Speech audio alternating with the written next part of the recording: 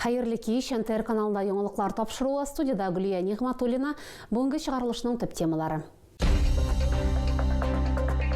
Түрлі районнардан 90-га якын катнашучы. Мындай фестивальлер аларның тормышларын яңарта.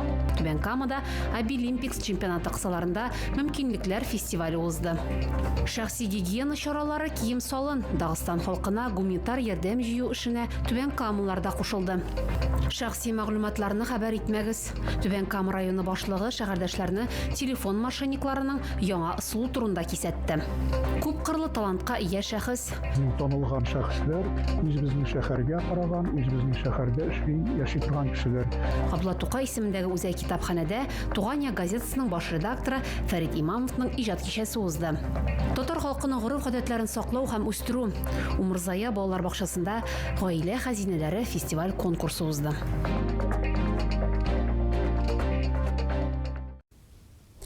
Түбән Камада Обилимпикс чемпионаты кысаларында инвалидлыгы булган яки сәламәтлекләре шикләнгән балалар һәм яшьләр өчен мөмкинлекләр фестивале узды. Бәйге төрле районнардан 90-га якын катнашучыны берләштерде. Алар үзләрен төрле өлкәләрдә сынап карый алды. Сәнгатьле сөйләү, сабын кайнату, вокал, агачны көйдереп бизәк төшерү, барлыгы 9 компетенция. Безнең иҗат төркеме конкурсның барышын күзәтеп кайтты.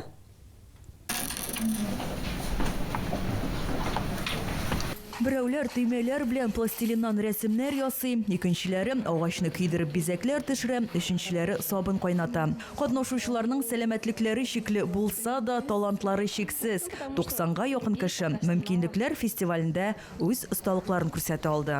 Мондый фестивальләр аларның тормышларын яңарта, төрләндерә. Безнең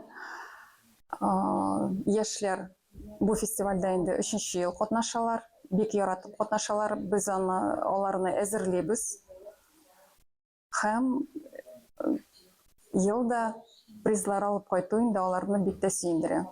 Мәктәп укучылары һәм студентлар 9 компетенция буенча биремнәр үтәде. Һәрберсе тырышлык, сәләт һәм белем таләп итте. Фестивальнең төп максаты да катнашучыларны җәмгыятькә җайлаштыру, аларның иҗади сәләтләрен ачу һәм киләчәккә һөнәри юнәлеш бирү ди оештыручылар. Алар барысы да бик сәләтле, алар барысы да бик төрле. Без бик шат бу фестивальдә алар катнашып, шундый матур иттереп дуслашалар. Фестиваль безнең өчен бик зур бәйрәм. Монда победитель түгел безнең юк. Монда бөтен катнашучылар җиңүчеләр. Мөмкинлекләр фестивале республиканың 12 районында үткәрелә. Ул Обилимпикс чемпионаты кысаларында 3нче ел оештырыла. Биредә җиңүчеләр дә, җиңелүчеләр дә юк. Барлык катнашучыларга сертификатлар тапшырылды. Альбина Вәлиева, Гөлназ Жаббарова, НТР яңалыклары. Табигый бәлә каза нәтиҗәсендә авыр хәлдә калган Дагыстан халкына гуманитар ярдәм җыю эшенә Түбән Камаларда кушылды. Оештыручылар шәхси гигиена чаралары, кием салым, озак саклана торган азык-төлек, беренчел кирәкле дарулар, көнкүреш кирәк-яраклары, шулай ук балалар өчен товарлар җыялар. Кабул итү пункты студентлар урамындагы 9нчы йорт Бердәм Россия партиясының Түбән Камадагы җирле бүлекчәсендә урнашкан. Ярдәм җыю 17 апрельгә кадәр дәвам итәчәк. 22-се йөкне Казанга җибәрәчәкләр, аннары фуры Дагыстанга китәчәк. Исегезгә төшерәм, март ахырында һәм апрель башында Дагыстан Республикасында көчле яңгырлар яуды. Бу исә су басуга китерде. Нәтиҗәдә меңләгән йорт су астында калды. 6000-нән артык кеше зыян күрде. Бүген иртән Химиклар проспектындагы 72А йорты каршында электр самокат һәм автомобиль катнашында авария теркәлде. Шетел машинасы белән идарә итүче 45 яшьлек ир-ат 16 яшьлек егетне таптаткан. Нәтиҗәдә үсмернең башы имгәнеп, хастаханәгә озатылган. Түбән Кама районы башлыгы Радмир Биляев шәһәрдәшләренә телефон мошенникларының яңа ысулы турында кисәтте. Соңгы арада өлкән яшьтәге гражданнарга шалтыратулар ешайган. Администрация мәгълүматлары буенча, кара мәкерлеләр шалтыратып хакимият бинасында үтәчәк чарага чакыралар. Шул ук вакытта төрле сылтаулар астында әңгәмә барышында СНИЛС номерлары кебек шәхси мәгълүматларны белергә тырышалар. Радмир Биляев ассызыклаганча, район администрациясе исеменнән шәхси мәгълүматлар сорап шалтыратулар алып барылмый. Дәүләт структуралары телефон аша мондый мәгълүматларны сорамый. Әгәр сезгә яңалык ошаса, яисә күрми калсагыз, безнең тапшыру кичке 11дә һәм иртәнге сәгать 6да кабатлап күрсәтелә. Безнең чыгарылышларны НТРның рәсми сайтында һәм ВКонтакте шелтәрендәге Татарлайф аккаунтында карый аласыз. Шулай ук Макс төркеменә рәхим итегез.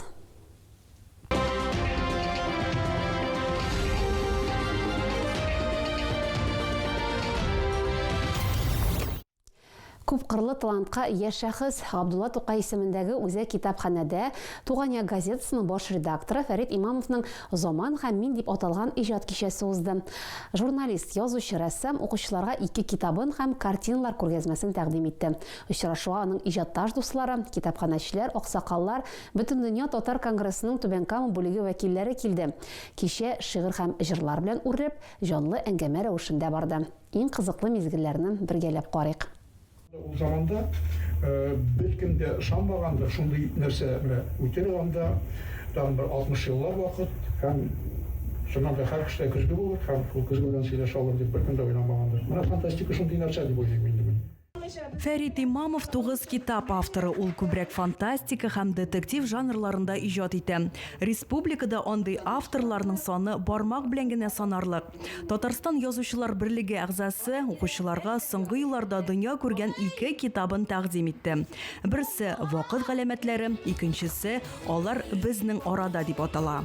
Бу инде хәзерге заманга туры китереп, ясалма фәһем турында.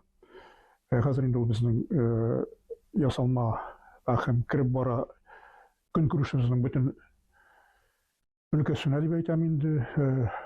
Киреп бара һәм күп кеше аны белә инде. Менә бу китап фантастик, монда 10 еллык язылган иде ул. Шушы ясалма фәһем турында аларның ничек итеп кеше арасына керүе, сөйләшүе. Очрашу сорау-җавап форматында узды. Фәрит Имамов журналистика һәм әдәбият өлкәсендәге казанышлары, тормыш юлы турында сөйләде. Китапханә хезмәткәрләре язучының әсәрләрен сәхнәләштереп күрсәттеләр. Нардуган җыр һәм бию ансамбле солистлары чыгышлары кичәгә тагын да ям өстәде.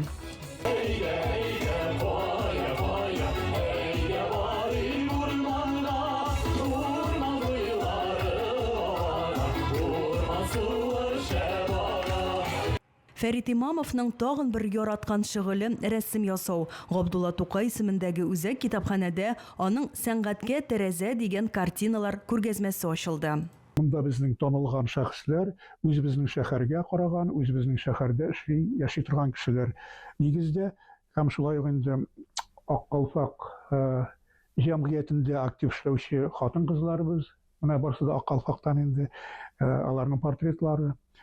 Инде майлы буяулар белән ясалган рәсемнәрем, алар инде табигать күренешләре күбрәк. Натюрморт бар инде. Мин инде берничәсен сайлап алып килеп шулай ук тәкъдим итәргә булдым монда. Күргәзмә белән һәркем таныша ала. Экспозиция 30 апрельгә кадәр дәвам итәчәк. Альбина Вәлиева, НТР яңалыклары. Умырзая балалар бакчасында гаилә хәзинәләре фестиваль конкурсы узды. Әлеге чарада катнашучылар географиясы киң. Конкурсантлар Татарстан шәһәрләреннән һәм районнарыннан гына түгел, Мәскәү, Санкт-Петербург һәм Ижаудан да киләләр. Барлыгы 40тан артык гаилә катнашты. Бәйгенең тарихы да бай. Быел 10нчы тапкыр үткәрелде. Аның нәтиҗәләре буенча Актаныш авылының 7-6 яшь балалар бакчасыннан Бик Мөхәммәтовлар гаиләсе гран-при яулады. Җиңүчеләр шулай ук төрле номинациялар буенча да билгеләнде. Иртәгә 18 апрельдә Түбән Камаларны авыл хуҗалыгы ярминкәләренә чакыралар. Төп сәүдә мәйданчыгы Южный урамындагы гипермаркет янында эшләячәк. Җирле фермерлар белән бергә үз продукцияларын Ютазы районы кунаклары да тәкъдим итәчәк. Сәүдә рәтләрендә ит, сөт, йомырка, бал һәм татлы ризыклар сатып алырга мөмкин. Пенсионерлар өчен ташламалар каралган, сатып алучылар өчен күңел ачу программасы да әзерләнгән. Ярминкәләр ял көннәрендә 3 мәйданчыкта оештырыла. Южный урамындагы гипермаркет тирәсе, Комета базары һәм Кама аланы бистәсендәге боз сарае янында. Эш вакыты иртәнге 8-дән көндезге 2-гә кадәр. Алда сезне һава торышы турында мәгълүмат көтә. Безнең белән булганыгыз өчен рәхмәт. Бүгенгә шулар. Хәерле кичләр сезгә.